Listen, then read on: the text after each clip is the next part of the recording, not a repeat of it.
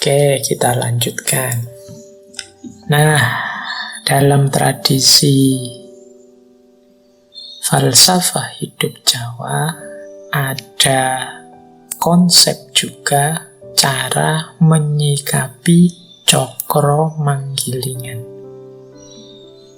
Ketika kita menyadari bahwa hidup ini berputar, hidup ini tidak statis, tapi selalu bergerak, berubah, dan dinamis. Apa yang harus kita pedomani? Ada istilah dalam budaya Jawa namanya Triwikromo. Triwikromo ini ada yang mengartikan keteguhan hati, ada yang mengartikan alam. Jadi Triwikromo itu 3 prinsip, 3 ranah dalam hidup kita yang harus kita taklukkan, yaitu masa lalu, masa kini, dan masa depan. Menghadapi hidup yang berputar, kadang di atas, kadang di bawah, yang selalu berubah, senjata kita adalah Triwikromo. Menguasai masa kini, masa depan, dan juga masa lalu. Prinsipnya apa? Bagaimana cara kita menguasai? Nah, cara menguasai atau prinsip-prinsipnya adalah yang pertama, kita harus selalu ingat bahwa yang kita rasakan saat ini adalah buah dari yang kita lakukan di masa lalu. Berarti apa? Kita harus mengambil pelajaran dari masa lalu sehingga kita nanti di masa depan bisa mengalami hal yang lebih baik daripada yang sekarang kita alami. Saya sudah enak kok, Pak.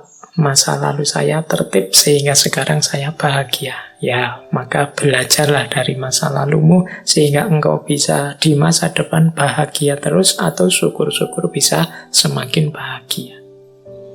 Saya di masa lalu kemarin masih ada keliru-kelirunya, Pak. Ya, berarti buahnya keliru-keliru itu kan engkau rasakan sekarang. Maka lakukan perbaikan saat ini biar nanti kalian di masa depan tidak merasakan buahnya keliru-kelirumu seperti yang kau rasakan sekarang. Itu prinsip pertamanya itu.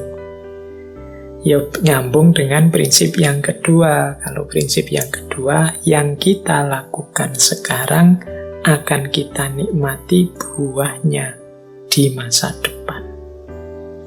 Ini sama. Jadi, apa yang kita lakukan sekarang, ya siap-siap menerima hasilnya di masa depan. So, kalau diringkas dengan satu kata, Triwikromo itu menaklukkan masa lalu, masa kini, masa depan dengan cara belajar dari masa lalu, memperbaiki masa kini demi lebih baik di masa depan. Inilah cara kita menaklukkan 3 masa. Jangan sampai kita jatuh di lubang yang sama. Berarti kita tidak belajar dari masa lalu, apalagi tambah lebih jelek dari kemarin. Nah, itu berarti ya kita tidak belajar dari masa lalu.